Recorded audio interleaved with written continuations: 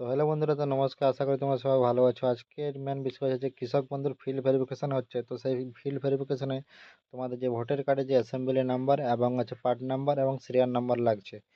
তো সেই সব নাম্বারগুলো না দিলে তোমাদের হচ্ছে ফর্ম জমা নিচ্ছে না। তো সেই নাম্বারগুলো তোমরা আজকে কীভাবে বের করবে তোমাদের সেই ভিডিও মাধ্যমে দেখানো হবে স্টেপ বাই স্টেপ।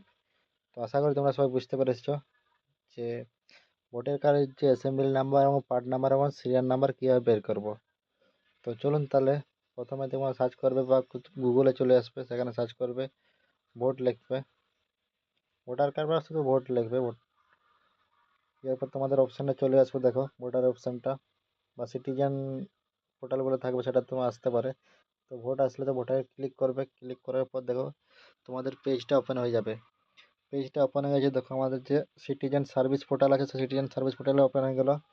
এরপর আস্তে আস্তে তোমরা নিচের দিয়ে আসবে, নামাবে, নিচের দিয়ে নামাবে।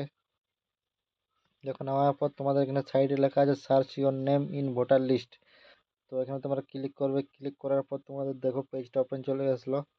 ওপেন হওয়ার পর তোমরা কি করবে, এখানে দেখো তোমাদের প্রথমে ফার্স্ট কি করবে, এখানে দেখা আছে সিলেক্ট ল্যাঙ্গুয়েজ। তো সিলেক্ট ল্যাঙ্গুয়েজে তোমরা ক্লিক করবে, যার যেটা সুবিধা সেটা তুমি করবে,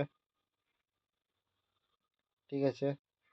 এরপর তোমাদের দেখো প্রথমে কি আছে এপিক নম্বর। এপিক নম্বর কি আছে, তোমাদের যে এপিক নম্বর আছে সেই এপিক নম্বরটা তোমাদের দিতে হবে এখানে। তো আমি আমার এখানে এপিক নাম্বার দিলাম। এপিক নাম্বার দেওয়ার পর দেখো তোমাদের সাইডে কি লেখা আছে স্টেট, যে কোন স্টেট পড়েছে সেটা তোমার দিবে। তোমার কি যে ওয়েস্ট বেঙ্গল পড়েছে, তো ওয়েস্ট বেঙ্গল আমি দিলাম।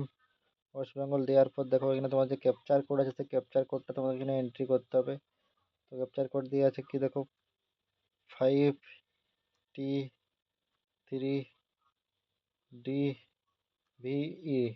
ক্যাপচারটা দেওয়া হয়ে গেল। ক্যাপচারটা দেওয়া হয়ে যাওয়ার পর কি যেমন সার্চ অপশন আছে, তো সার্চ অপশনে ক্লিক করবে। সার্চ অপশনে ক্লিক করার পর একটু পর চলে আসলো, দেখলো আমার সব চলে আসছে।